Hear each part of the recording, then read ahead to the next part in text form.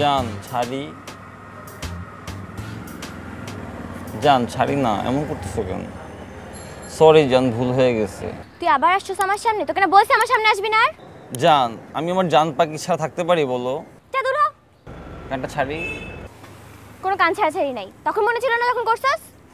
ফাজিল বেটা, যা খুশি তাই করস। তুমি রাগ করো কেন জান? কিস তোমার? গা কাছাকাছি করস কেন বদ বেটা? তোকে বলছিলাম আমার গায়ের কাছে আসবি না, বমি আসে আমার। তুমি এমন করো কেন? একটু তো গা ঘষে দিচ্ছে, পারফিউম লাগাইছি না আমি। তুই আবার সিগারেট খাইছিস না? পুরা গা থেকে সিগারেটের গন্ধ আসতেছে ভক ভক করে।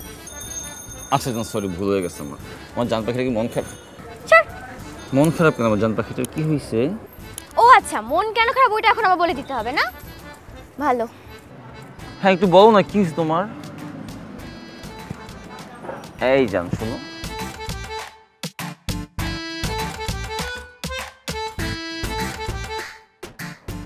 আচ্ছা সরি,